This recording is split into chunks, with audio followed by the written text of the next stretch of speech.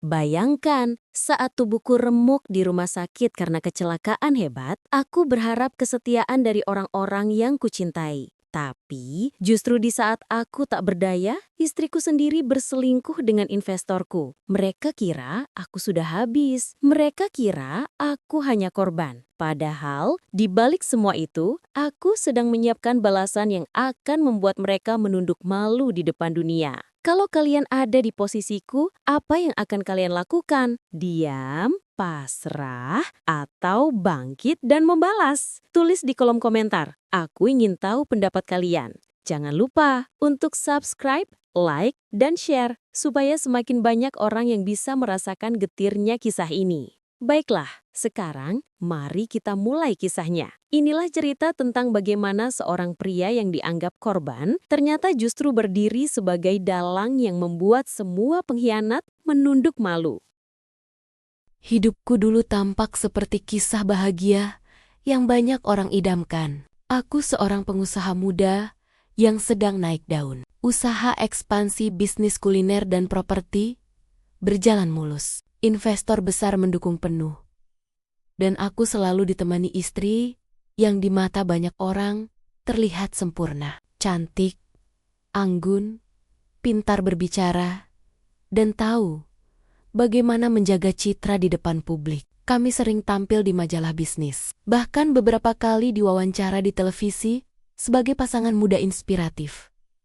Setiap langkahku selalu aku pikirkan bersama dia. Setiap keputusan penting dalam bisnis, meski terkadang aku yang memutuskan, tetap aku ceritakan padanya. Rasanya, aku benar-benar menemukan belahan jiwa yang bukan hanya istri, tapi juga teman seperjuangan. Dan tentu, kehadiran investor besar yang selama ini kusebut sahabat bisnis, membuat roda usaha semakin melaju cepat. Aku percaya, dengan lingkaran ini, aku takkan jatuh.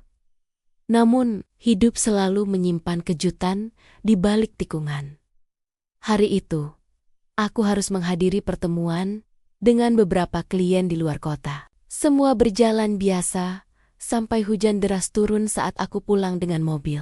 Jalan licin, lampu lalu lintas remang, dan sebuah truk besar melintas dengan kecepatan tinggi. Aku hanya ingat suara rem yang berdecit panjang, dentuman keras, lalu gelap. Ketika aku membuka mata, dunia tak lagi sama. Aku terbaring di ranjang rumah sakit, dengan tubuh penuh perban. Kepalaku terasa berat. Tulang rusukku sakit. Dan aku hanya bisa bernapas dengan bantuan alat. Bau obat, suara monitor jantung yang berbunyi, monoton, dan lampu putih menyilaukan, membuatku sadar. Aku mengalami kecelakaan hebat. Beberapa hari pertama aku hanya bisa diam, tak mampu bicara panjang. Hanya mendengar percakapan samar-samar dari orang-orang di sekelilingku. Aku mendengar suara dokter yang menjelaskan bahwa kondisiku parah, tapi ada peluang sembuh jika aku beristirahat dengan baik. Aku juga mendengar suara istriku lembut, penuh kepura-puraan. Sayang, kau harus kuat, aku akan selalu di sini, katanya sambil menggenggam tanganku. Saat itu, aku percaya. Aku menitikan air mata. Bukan karena sakit fisik, tapi karena merasa masih punya alasan untuk hidup. Cinta darinya, hari berganti minggu. Tubuhku perlahan mulai pulih. Meski masih sangat lemah, aku sering terbangun di malam hari karena rasa sakit yang menusuk. Atau sekadar karena tak bisa tidur di tengah sunyinya ruang rawat. Pada malam-malam itulah, aku mendengar percakapan yang tak seharusnya ku dengar. Telepon berdering pelan. Suara istriku terdengar lirih, namun jelas. Ia keluar sebentar dari kamar rawat. Lalu aku bisa mendengar samar-samar. Tenang saja. Dia masih terbaring. Semua berjalan sesuai rencana. Kau jangan khawatir. Sebentar lagi kita akan benar-benar menguasainya. Aku terdiam. Hati kecilku bergetar. Aku mencoba menepis pikiran buruk. Mungkin itu soal bisnis. Mungkin hanya obrolan biasa, tapi entah kenapa, hatiku gelisah. Kecurigaanku makin kuat ketika beberapa kali investor itu datang menjenguk. Ia tersenyum ramah, menanyakan kabarku dengan nada seolah tulus, tapi tatapan matanya berbeda. terlalu lama menatap istriku, terlalu dekat saat berbicara dengannya. Aku bukan anak kecil. Aku tahu tatapan mata penuh nafsu seperti apa. Aku hanya bisa berbaring diam, berpura-pura tak mengerti. Padahal dalam hati, aku sudah mulai merasakan sesuatu yang sangat tidak beres. Hari itu, ketika dokter mengatakan aku boleh dipindahkan ke ruang rawat biasa, aku sengaja pura-pura tidur saat istriku masuk bersama investor. Mereka bicara lirih, tapi cukup jelas untuk kudengar. "Kau yakin dia tak akan cepat pulih?" Suara investor itu terdengar. Dokter bilang, butuh waktu lama. Dia bahkan bisa saja tak pernah benar-benar kembali seperti dulu. Jawab istriku dengan nada dingin yang membuat darahku mendidih. Lalu aku mendengar suara tawa kecil mereka. Tawa yang menusuk hatiku lebih dalam daripada luka di tubuhku. Aku ingin berteriak, ingin bangkit, ingin menampar mereka saat itu juga. Tapi tubuhku terlalu lemah. Jadi aku hanya bisa menggertakkan gigi, menahan amarah, menatap langit-langit ruangan dengan air mata yang jatuh tanpa bisa kutahan. Sejak saat itu, aku tahu hidupku sudah berubah. Aku bukan lagi suami yang dicintai. Aku hanyalah batu sandungan bagi mereka yang mengincar harta dan kekuasaan. Tapi satu hal yang tak mereka ketahui, meski tubuhku hancur, pikiranku masih tajam. Aku mulai menyusun rencana. Aku memanggil sahabat lama yang juga pengacara, datang diam-diam ke rumah sakit. Aku berbisik pelan, menceritakan kecurigaanku. Ia percaya, dan ia berjanji akan membantuku. Aku juga menghubungi orang kepercayaanku di perusahaan. Seseorang yang sudah lama bekerja denganku sejak bisnis masih kecil. Mereka mulai mengumpulkan data, kontrak, dokumen kepemilikan, dan semua yang bisa jadi senjata.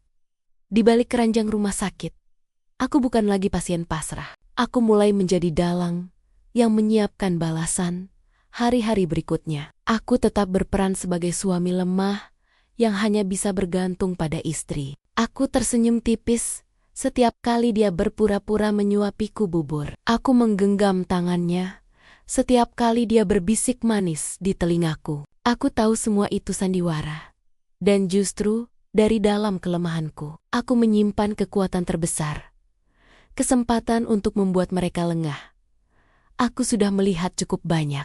Aku sudah mendengar cukup jelas. Dan aku bersumpah, suatu hari nanti, bukan hanya tubuhku yang akan bangkit, tapi juga harga diriku. Hari itu aku menatap keluar jendela rumah sakit. Matahari sore menembus kaca. Cahayanya hangat, namun menyilaukan. Aku berbisik dalam hati. Tunggu saja, jika saatnya tiba, kalian akan menunduk malu di hadapanku. Hari-hari di rumah sakit membuatku punya banyak waktu untuk merenung. Setiap detik, rasa sakit di tubuhku mulai terasa biasa. Tapi luka di hatiku justru semakin membesar. Aku semakin jeli memperhatikan setiap gerak-gerik mereka berdua, istriku dan investor itu. Mereka tak sadar, di balik mataku yang tampak lemah, aku sedang merekam setiap detail tingkah laku mereka. Awalnya, aku masih mencoba menepis prasangka. Mungkin aku terlalu curiga. Mungkin pikiranku terlalu jauh. Tapi semakin lama, semakin nyata semua yang kulihat. Tatapan mereka bukan lagi sekadar perhatian biasa. Setiap kali investor itu datang, ada senyum kecil yang hanya mereka berdua pahami. Ada sentuhan tangan singkat yang mereka kira tak terlihat. Dan ada bisikan lirih, penuh janji yang menusuk telingaku. Suatu sore, ketika aku pura-pura tidur, aku mendengar mereka bercakap pelan di sudut ruangan. "Kau yakin dia tak curiga?" Suara berat investor itu terdengar. "Tenang saja, dia terlalu sibuk dengan sakitnya. Lagi pula, kalaupun dia tahu apa yang bisa dia lakukan, dia bahkan tak bisa berjalan." Jawab istriku sambil terkekeh kecil. Hatiku mendidih. Aku ingin bangkit, berteriak, melampiaskan semua emosi yang menyesakkan dada. Tapi aku menahan diri. Aku tahu, kalau aku meledak sekarang, aku hanya akan jadi tontonan. aku hanya akan terlihat seperti pria lemah yang dikhianati. Tidak, itu bukan caraku. Beberapa hari kemudian, aku mendapatkan bukti yang tak terbantahkan. Perawat yang sering berjaga di malam hari mendekatiku dengan wajah ragu. "Pak, maaf kalau saya lancang, tapi saya rasa Bapak harus tahu sesuatu." Aku menatapnya dengan mata penuh tanya. Perawat itu lalu menunjukkan ponselnya. Ada rekaman kamera CCTV dari lorong rumah sakit. Terlihat istriku dan investor itu masuk ke ruang tamu VIP yang jarang dipakai. Beberapa jam kemudian, mereka keluar dengan wajah panik, baju sedikit berantakan. Perawat itu menunduk. "Saya tahu, ini bukan urusan saya, tapi sebagai perempuan, hati saya sakit melihatnya. Mereka memanfaatkan keadaan Bapak."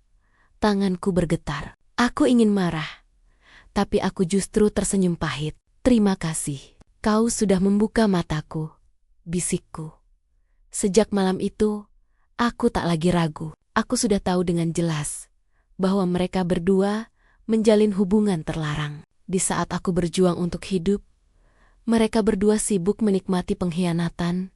Dan ironisnya, di depan orang-orang, istriku masih memainkan peran sempurna. Dia masih memanggilku sayang di depan dokter, masih menangis pura-pura di hadapan keluarga yang datang menjenguk, masih menggenggam tanganku seolah dia tak bisa hidup tanpaku. Padahal, aku tahu di balik itu semua, ia sudah menyerahkan hatinya pada lelaki lain, investorku sendiri.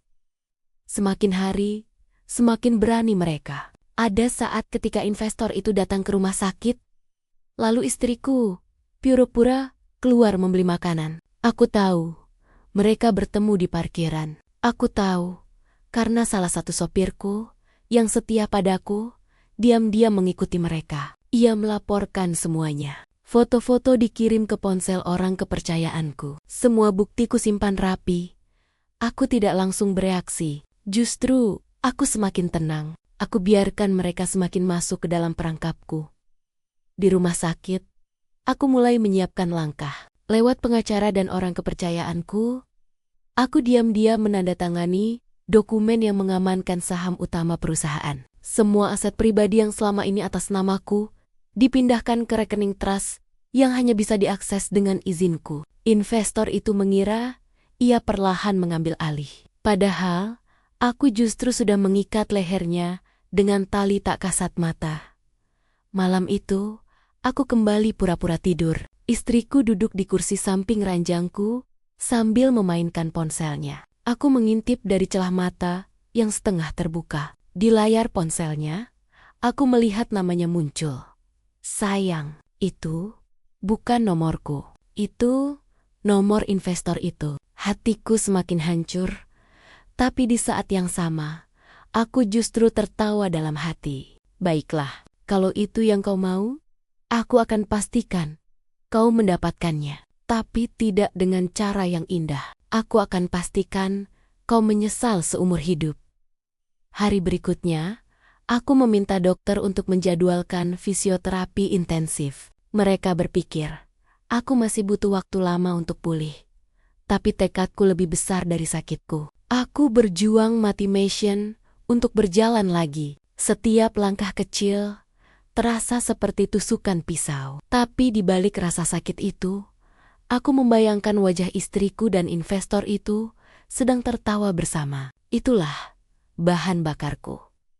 Aku sengaja tidak menunjukkan kemajuan terlalu cepat. Aku tetap pura-pura lemah di depan mereka, agar mereka merasa aman. Sementara itu, aku sudah merancang segalanya. Pesta besar yang mereka kira akan menjadi kemenangan mereka, justru akan menjadi panggung kehinaan. Investor itu sering berbicara penuh arogansi. Begitu dia banner-banner tak bisa lagi mengurus perusahaan, semua saham akan jatuh ke tanganku. Kau akan jadi ratu di sisiku, katanya pada istriku saat mereka tidak tahu aku mendengar. Ya, aku sudah menunggu hari itu, jawab istriku sambil tersenyum manja. Kedua pengkhianat itu benar-benar yakin aku akan hancur. Mereka tidak tahu bahwa aku sedang menganyam jaring yang akan menjerat leher mereka. Aku memandang mereka dengan mata kosong setiap kali mereka datang. Mereka kira aku sudah putus asa. Mereka kira aku sudah menyerah. Padahal di balik tatapan kosong itu, aku menyimpan api balas dendam yang semakin membara. Dan dalam hatiku, aku berbisik, teruslah tertawa, teruslah berkhianat. Karena sebentar lagi, aku akan berdiri di atas panggung. Dan kalian hanya bisa menunduk malu di hadapanku. Bab ini kututup dengan sebuah kesadaran. Aku bukan lagi korban. Aku adalah dalang. Dan permainan baru saja dimulai. Hari-hari panjang di rumah sakit mengajarkanku satu hal. Kesabaran adalah senjata. Aku tidak bisa langsung membalas mereka. Tubuhku masih rapuh. Langkahku masih tertatih. Tapi pikiranku semakin tajam. Justru di titik terlemahku inilah, aku menemukan kekuatan terbesar. Kemampuan untuk membuat musuhku lengah. Setiap pagi aku bangun dengan senyum tipis. Di depan istriku, aku berpura-pura pasrah. Aku beruntung masih hidup. Meski harus begini, kataku dengan suara lemah. Ia menggenggam tanganku, tersenyum manis, tapi matanya kosong. Aku tahu, di balik senyum itu, ada rencana busuk yang sedang ia nikmati bersama investor itu. Namun mereka tidak tahu bahwa setiap malam ketika semua orang mengira aku tidur, aku justru bekerja dengan bantuan pengacara dan sahabat lamaku. Aku menandatangani dokumen-dokumen penting yang diam-diam diselundupkan ke ruang rawat. Tanganku memang gemetar, tapi tanda tanganku tetap tegas. Setiap lembar kontrak yang kutandatangani adalah batu bata yang membangun benteng pertahananku, sekaligus jerat yang akan mengikat mereka. Investor itu terlalu percaya diri. Ia mulai ikut campur dalam bisnis. Bahkan berani memberi arahan kepada manajemen seolah ia pemilik sah. Karyawan resah, tapi ia menutupinya dengan senyum sok berwibawa. Sementara itu, istriku semakin sering keluar malam dengan alasan mengurus bisnis. Aku hanya tersenyum. Biarlah mereka merasa menang.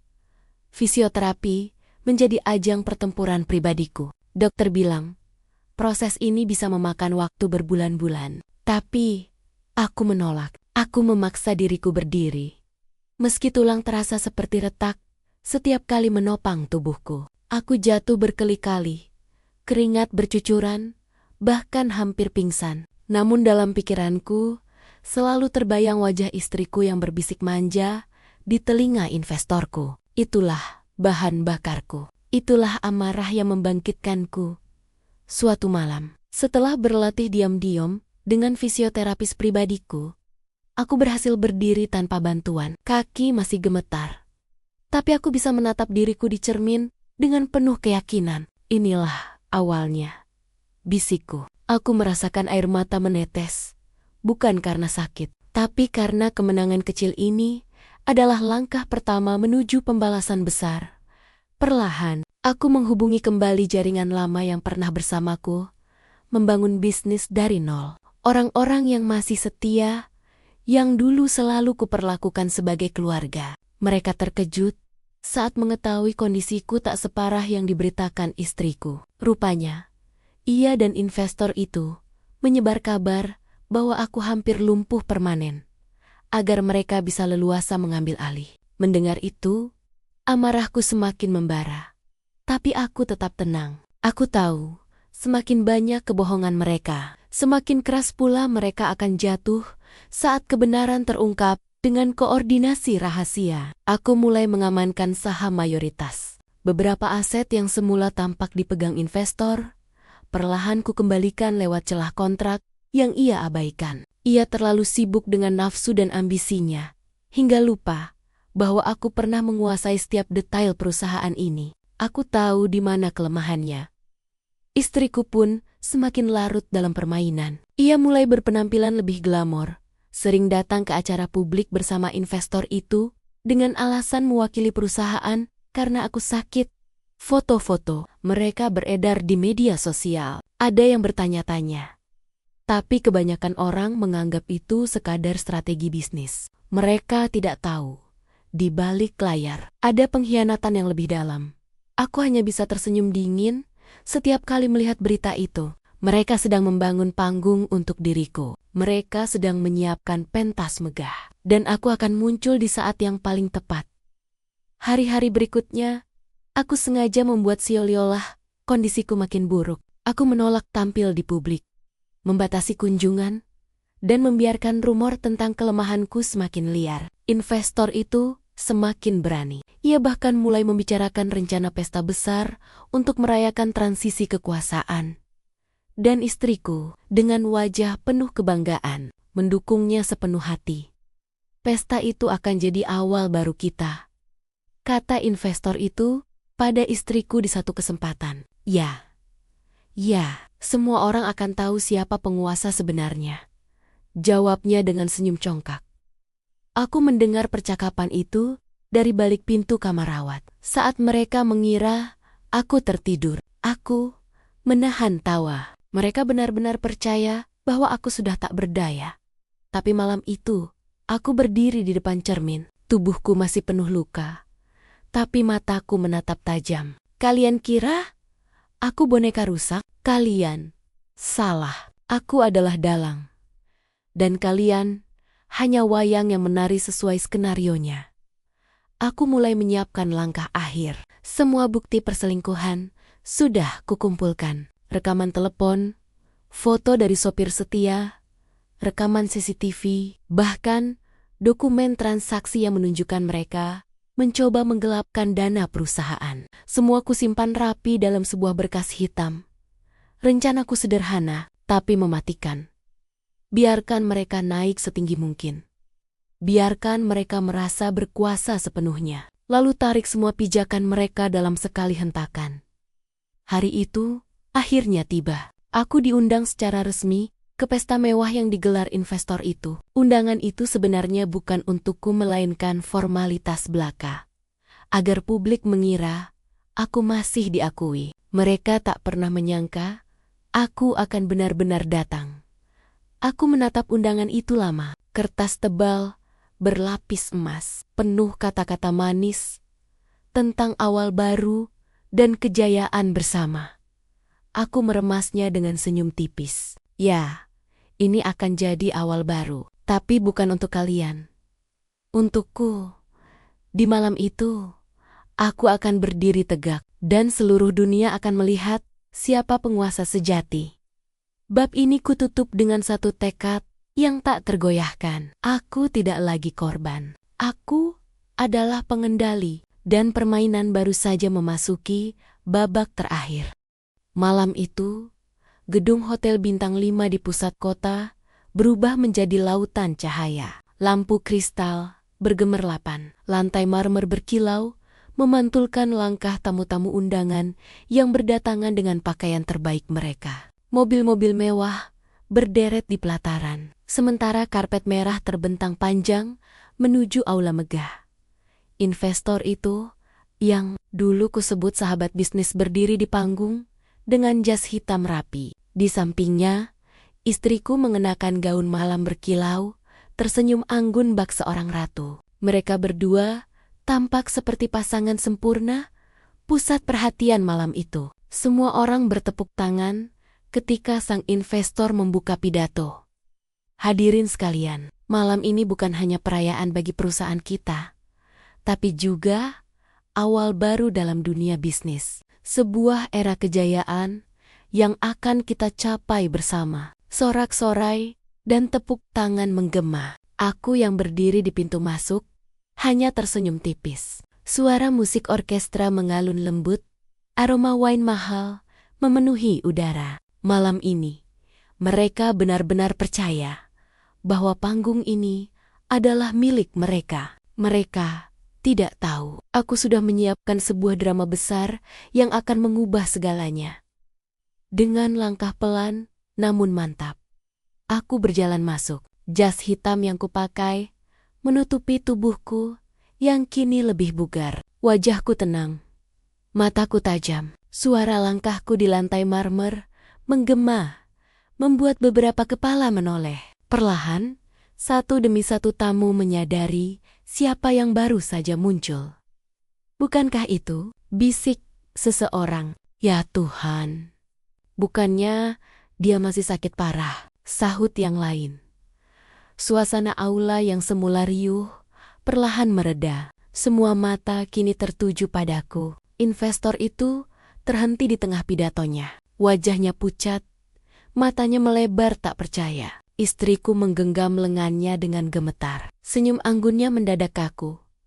Aku terus melangkah hingga berdiri di bawah panggung. Dengan suara yang tegas namun tenang, aku berkata, "Silakan lanjutkan. Aku tidak ingin mengganggu pesta kemenanganmu." Oh, atau seharusnya kukatakan pesta kehinaanmu. Desas-desus mulai terdengar di antara tamu undangan. Investor itu mencoba menguasai diri. "Saudaraku, kau akhirnya bisa hadir. Ini kabar baik. Lihatlah, semua orang di sini mendoakan kesembuhanmu." Aku tertawa kecil. Kesembuhan? Kesembuhan? Oh, aku sudah jauh lebih baik. Bahkan cukup baik untuk berdiri di sini dan menunjukkan siapa sebenarnya penguasa sah dari semua ini. Dengan isyarat kecil, layar besar di belakang panggung menyala. Tamu-tamu terkejut saat melihat rekaman CCTV dari rumah sakit. Terlihat jelas istriku dan investor itu masuk ke ruang tamu VIP. Lalu keluar dengan wajah panik. Suara-suara lirih terdengar di ruangan. Itu istrinya sendiri dengan investornya. Aku menatap istriku. Mataku menusuk tajam. "Kau bilang kau akan selalu di sisiku." Rupanya benar, di sisiku. Tapi diranjang orang lain. Wajahnya memucat, air matanya menetes, tapi mulutnya tak bisa mengeluarkan kata-kata. Investor itu mencoba melangkah maju. "Ini fitnah. Semua ini hanya manipulasi." Aku mengangkat tanganku, dan layar berikutnya menampilkan rekaman telepon. Suara istriku terdengar jelas. "Tenang saja, dia masih terbaring. Sebentar lagi, semua miliknya akan jadi milik kita." Tamu-tamu terperangah. Beberapa bahkan berdiri, menunjuk ke arah panggung, dengan tatapan jijik. Aku mengeluarkan map hitam dari dalam jas. "Dan ini," kataku sambil membuka dokumen, "adalah bukti bahwa semua saham utama dan aset perusahaan masih atas namaku. Setiap kontrak, setiap kepemilikan telah kuamankan jauh sebelum kalian sempat menyentuhnya."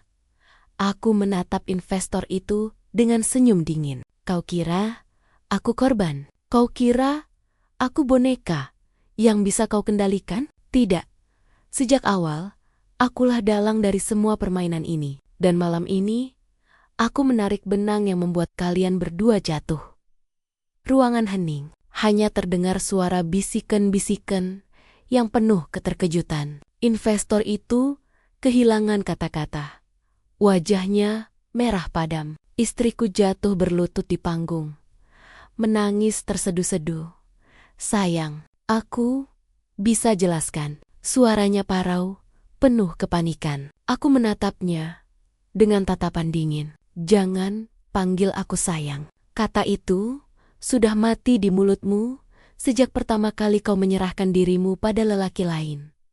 Sorak-sorai keras tiba-tiba meledak dari tamu-tamu. Beberapa bertepuk tangan. Sebagian lagi bersiul. Ada juga yang memotret momen itu. Malam yang seharusnya menjadi pesta kemenangan mereka berubah menjadi pesta kehinaan terbesar dalam hidup mereka. Aku naik ke panggung perlahan. Investor itu mencoba mendekat, tapi aku menahannya dengan satu tatapan tajam. Aku berdiri di tengah, mengambil alih mikrofon. "Hadirin sekalian," ucapku dengan suara lantang. "Malam ini, kalian datang untuk merayakan kebohongan. Tapi aku berdiri di sini untuk mengungkap kebenaran. Kebenaran bahwa cinta bisa berkhianat, sahabat bisa menusuk dari belakang. Dan yang kalian kira korban, justru adalah pengendali." Aku menutup pidatoku dengan satu kalimat dingin. Mulai malam ini, mereka tidak lagi memiliki apapun. Tidak cinta, tidak kehormatan, bahkan tidak masa depan. Tepuk tangan menggema. Kali ini bukan untuk mereka, tapi untukku. Investor itu berdiri kaku. Wajahnya dipenuhi rasa malu. Istriku hanya bisa menunduk. Air mata jatuh membasahi gaunnya yang mewah. Aku melangkah turun dari panggung dengan langkah tegak. Setiap orang menyingkir, memberiku jalan. Malam itu, aku keluar dari aula bukan sebagai korban, tapi sebagai pemenang. Dan mereka berdua, yang dulu begitu angkuh, kini hanya bayangan hina di balik kejayaan yang kupimpin. Setelah malam pesta itu, dunia mereka runtuh dalam sekejap. Berita tentang pengkhianatan istri dan investorku menyebar lebih cepat daripada api yang membakar hutan kering. Esok paginya, semua media bisnis, gosip, hingga sosial media penuh dengan headline. Pengusaha muda bangkit, bongkar perselingkuhan istri dengan investor, pesta mewah berubah jadi ajang kehinaan. Dalang sesungguhnya ternyata bukan korban. Wajah istriku terpampang di mana-mana, dari foto dirinya yang berlutut menangis di panggung, hingga potongan rekaman CCTV yang viral di dunia maya. Tak ada lagi senyum anggun. Tak ada lagi aura kebanggaan. Yang tersisa hanyalah sosok perempuan hancur, ditelan rasa malu yang tak bisa ia sembunyikan. Investor itu, ia lebih parah. Kontraknya dibatalkan satu persatu. Para pengusaha yang semula menjilatnya, kini berbalik. Menghindar, seakan ia wabah penyakit. Bank memutus akses pinjaman. Mitra asing mencabut kerjasama. Dalam waktu singkat, ia kehilangan segalanya: uang, nama baik, bahkan reputasi yang ia bangun dengan penuh arogansi. Aku melihat semuanya dengan tatapan dingin. Tidak ada amarah yang tersisa. Hanya kepuasan yang tenang. Aku tidak perlu menyentuh mereka lagi. Dunia bisnis dan masyarakat yang sudah mengeksekusi hukuman sosial. Mereka kini berjalan dengan kepala tertunduk, menjadi bahan cibiran di tempat umum. Istriku beberapa kali mencoba menghubungiku. Pesan-pesan panjang memenuhi ponselku. Maafkan aku hilaf. Aku masih mencintaimu. Jangan tinggalkan aku. Aku siap kehilangan segalanya. Asal kau kembali padaku. Aku hanya membaca, lalu menghapusnya. Tidak ada lagi ruang untuk kata maaf. Cinta yang sudah mati tidak bisa dihidupkan kembali. Apalagi setelah dihancurkan dengan pengkhianatan. Ada saat di mana ia nekat mendatangiku. Ia menangis di depan kantorku. Berteriak menyebut namaku. Karyawan-karyawan menatap dengan iba sekaligus jijik. Aku keluar hanya untuk menatapnya sekali. Lalu berkata lirih, cukup untuk didengar semua orang. Pergilah, kau sudah memilih jalurmu. Dan di jalur itu, aku tidak ada lagi. Air matanya semakin deras, tubuhnya goyah, tapi aku berbalik tanpa menoleh lagi. Itu adalah pertemuan terakhir kami. Investor itu pun sempat mencoba menghadapiku. Dengan wajah kusut, ia berkata, kau menang, tapi percayalah, aku hanya terjebak dalam keadaan. Aku tertawa kecil. Keadaan? Tidak. Kau yang memilih. Dan kini, nikmatilah konsekuensinya. Ia tak sanggup menatap mataku lagi. Ia pergi. Dan kabar terakhir yang kudengar, ia menjual aset pribadinya untuk sekadar bertahan hidup. Dari seorang penguasa bisnis, kini ia hanyalah pria yang dihindari semua orang. Sementara aku bangkit lebih tinggi. Perusahaanku semakin berkembang karena orang-orang kini melihatku bukan hanya sebagai pengusaha, tapi sebagai sosok tangguh yang mampu menghadapi badai. Reputasiku justru melambung. Undangan untuk menjadi pembicara di seminar bisnis berdatangan. Para mitra asing semakin percaya padaku. Namun yang paling penting bukan itu semua. Yang paling penting adalah aku belajar, di balik cinta dan kepercayaan, selalu ada celah pengkhianatan. Dan dalam kelemahan, selalu ada kesempatan untuk menemukan kekuatan. Malam itu, aku berdiri di balkon rumahku, memandang gemerlap lampu kota. Angin malam berhembus lembut, membawa aroma kebebasan. Aku menutup mata sejenak, mengingat semua rasa sakit yang kualami. Tubuh remuk karena kecelakaan, hati hancur karena dikhianati, hingga amarah yang membakar jiwaku. Semua itu kini terasa jauh, seperti mimpi buruk yang sudah berlalu. Aku tersenyum tipis. Terima kasih. Kalian sudah mengajariku arti kesabaran, arti kekuatan, dan arti balasan yang elegan. Kini, aku berdiri bukan hanya sebagai pemenang, tapi sebagai pengendali hidupku sendiri. Dan di sanalah kisah ini berakhir. Aku, yang pernah dianggap korban, kini tegak kembali. Sementara mereka, yang pernah merasa berkuasa, kini hanya beang-beong hina yang tenggelam dalam penyesalan. Karena pada akhirnya, keadilan tak selalu datang lewat tangan hukum. Kadang, keadilan datang lewat panggung yang terang, di hadapan semua orang, dengan satu tujuan, membuat pengkhianat menunduk malu selamanya.